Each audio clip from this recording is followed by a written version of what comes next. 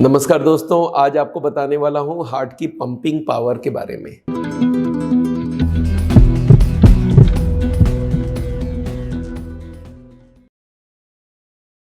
हर कोई को मालूम होना चाहिए हार्ट की पंपिंग पावर कितना होता है और हार्ट अटैक के बाद कम हो जाती है तो कितना कम होता है। ये सारी जानकारी आपके पास होनी चाहिए। नॉर्मली हार्ट की पंपिंग पावर को हम लोग बोलते हैं इजेक्शन फ्रैक्शन। इजेक्ट मतलब बाहर फेंकना, फ्रैक्शन मतलब परसेंटेज। हार्ट जब पंप करती है तो इसमें मान लेते हैं 100 ब्लड है और ये जब पंप करने के बाद 40 रह जाती है तो इसका मतलब 60 को उसने बाहर फेंका। तो इजेक्शन फ्रैक्शन नॉर्मल आदमी का 60 होता है।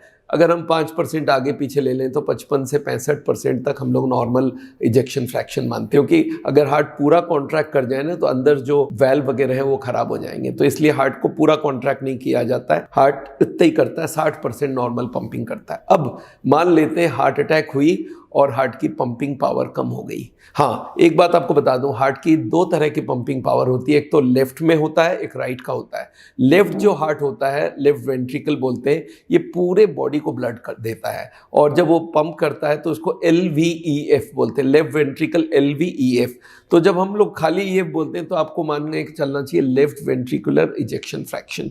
राइट वाली बहुत रेयरली डैमेज होती है, इसलिए राइट वाले की बात ज़्यादा नहीं की जाती है। अब ये जो लो इजेक्शन फ्रैक्शन है ये क्यों होती है और इसमें तकलीफ क्या क्या होती है? इसमें होती है सांस फूल जाती है, थकान हो जाती है, इरेगुलर हार्ट बीट हो जाती है, पेट में दर्द हो सकती है और पैरों में स्वेलिंग हो सकता है। और ये बहुत कॉमन सिम्टम्स है। अगर कोई को भी ऐसा हो रहा है तो आपको इकोकार्डियोग्राफी कराना पड़ेगा और इकोकार्डियोग्राफी से पता चलता है हमारी इजेक्शन फ्रैक्शन है कितनी। नॉर्मली 60 ऊपर नीचे 5% होती है।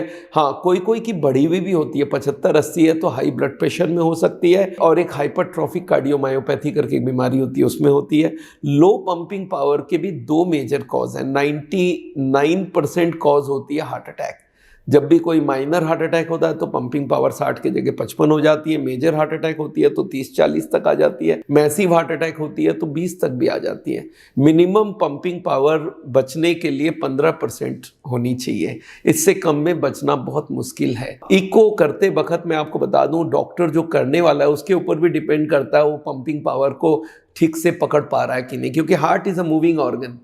तो जब ये मूव करता रहता है तो डॉक्टर जो बैठा होता है उसका एक हाथ तो पेशेंट की छाती पे होता है, एक उसके कीबोर्ड में होता है, एक स्क्रीन में देख रहा होता है, कोई से बात भी कर रहा होता है। और हार्ट ऐसे स्पीड में चल रहा है, वो जब बटन दबाते वक्त उसको हाईएस्ट में और लोएस्ट में 2 बार दबाना होता है। तो दबाते वक्त वो थोड़ा मिस्टेक कर सकता है और इसकी वजह से क्या होता है, एक ही दिन में एक आदमी का 2-3 तरह का पंपिंग पावर मिल सकता है अगर अलग अलग डॉक्टर से करवाएं तो इसलिए इजेक्शन फ्रैक्शन में थोड़ा बहुत बदलाव होना पॉसिबल है। अच्छा, अगर लो इजेक्शन फ्रैक्शन हो तो करना क्या चाहिए? एक तो पानी कम पीना है, नमक कम खाना है और ये देखना है कि आपके पैरों में कोई स्वेलिंग तो नहीं आ रहा है। अपने आप को वजन करके भी आप अपना देख सकते हैं कि हमारे पानी जम तो नहीं रही बॉडी में। इसमें लंग्स में पानी जम जाती है और ये सबसे बड़ा प्रॉब्लम है। इसके लिए पानी का रिस्ट्रिक्शन दिया जाता है। कुछ ऐसी दवाइयाँ दिया जाता है जिनको बोलते हैं डायूरेटिक। डायूरेटिक मतलब खूब पेशाब होने वाली दवाइयाँ दी जाती है और कुछ ऐसा दवाई दिया जाता है जिनको हार्ट की पावर बढ़ाने के लिए मदद किया जाता है। पर आपको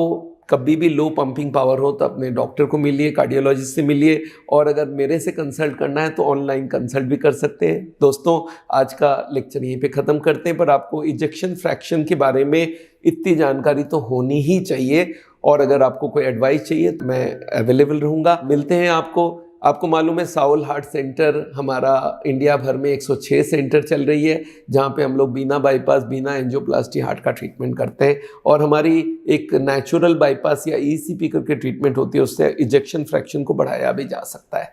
तो आज के लिए यहीं पे, थैंक यू सो मच।